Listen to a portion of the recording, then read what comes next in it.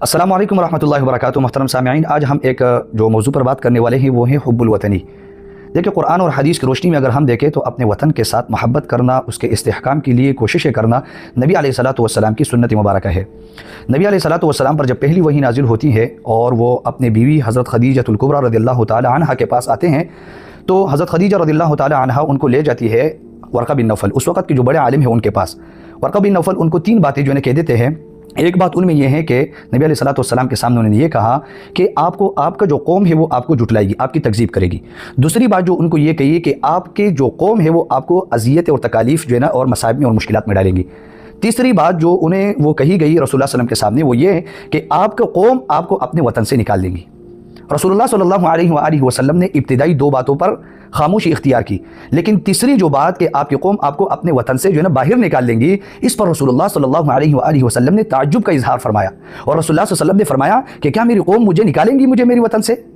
तो इस पर अल्लामा सुहैली रहमतुल्लाह अलैह फरमाते हैं कि रसूलुल्लाह का पहली 2 बातों पर खामोश रहना और तीसरी बात पर ताज्जुब का इजहार करना, ये इस बात की दलील है कि रसूलुल्लाह को अपनी वतन से मोहब्बत थी।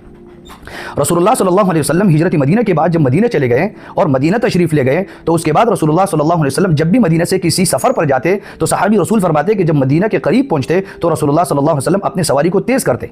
जब मदीना की दीवारों को देख लेते तो अपने सवारी को तेज़ जो है दौड़ा देते ताकि मदीना जल्दी पहुंच जाए, और वापसी भी जल्दी फरमाते। इब्न हजर रहमतुल्लाह अलैह फरमाते हैं कि ये इस बात की दलील है कि रसूलुल्लाह सल्लल्लाहु अलैहि वसल्लम को अपने वतन से मोहब्बत थी।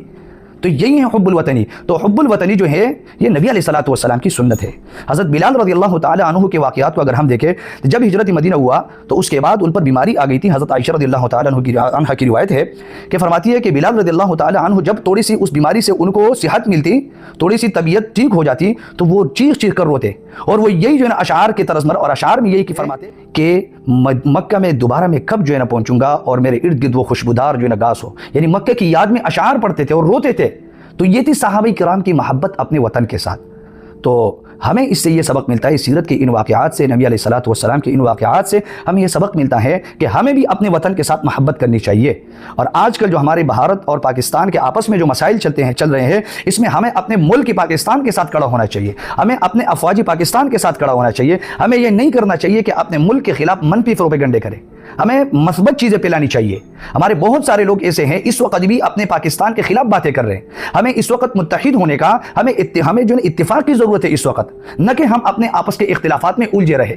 तो खुदारा हमें अपने दुश्मन के सामने, अगरचे हमारे बहुत सारे इख्तिलाफात, बहुत सारे कमज़ोरियाँ होंगे, लेकिन हमें उसको साइड पर रखना चाहिए और इस वक्त हमें अपने दुश्मन के सामने खड़ा होना चाहिए। दुश्मन हमारे सामने मुत्तहिद है, तो हमें भी चाहिए कि हम अपनी इस आज़ादी की नेमत की शुक्रगुजारी अल्लाह ताला के सामने शुक्र अदा करें, अमलन भी दिखाए, कौलन भी दिखाए हम। तो हमें अपने मुल्क और मिल्लत के साथ खड़ा होना चाहिए। अल्लाह ताला हमें समझने की तौफीक अता फरमाए। वस्सलाम।